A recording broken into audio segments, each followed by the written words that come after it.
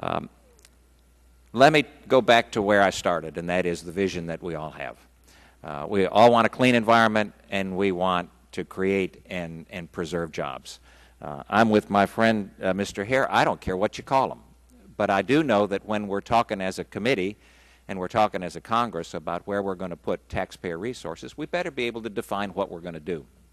So from an energy standpoint, whether it's nuclear or wind or solar or clean coal or new technology or conservation, we ought to do it all. We ought to do it all, which is what my side of the aisle has been pushing for years. And last August spent the entire month here on a quiet House floor without any lights and without any microphones, trying to bring a highlight to the sense that the American people have, and that is that we need a sane energy policy, which means do it all. All also includes safe nuclear technology. It's not often that the United States looks to France for leadership and guidance, but in the area of nuclear power, we certainly should. 80% plus of their energy has been supplied by nuclear power for decades.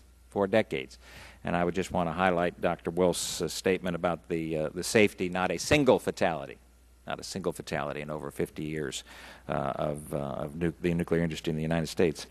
I do want to follow up, though, on a comment made by my colleague from Minnesota, Colonel Klein, who talked about some language in the current proposal that would require that any individual to be eligible for federal monies in the area of green jobs would have to be a member of a union.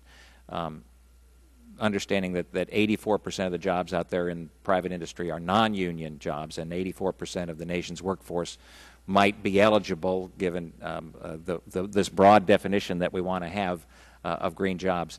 Do any of you believe it's appropriate to confine the use of the definition of green jobs to union jobs only? Anybody believe that's appropriate?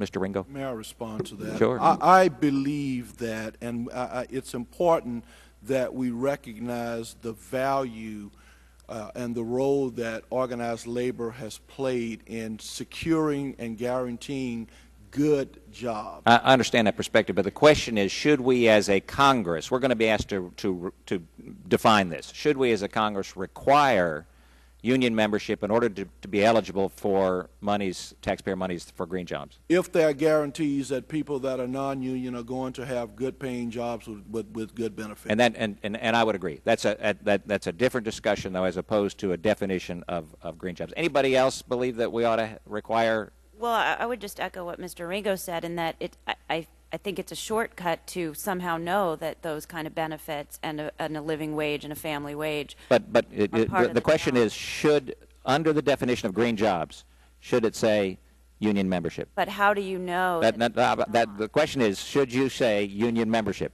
But it does matter, because Does it make any difference as to whether or not that individual is building something or contributing something that will be environmentally sensitive and sound? Well, only because if you are trying to create family wage jobs and you don't have another way to measure it or another way to guarantee it, the union, I think, has been a shortcut way to get there, to make sure those are family wage jobs with benefits, which is the other piece, I think, that's been really an important part of the conversation. Madam Chair, with all due respect, I would suggest that family wage jobs and unionization and the like is a different discussion and a different debate point for this committee.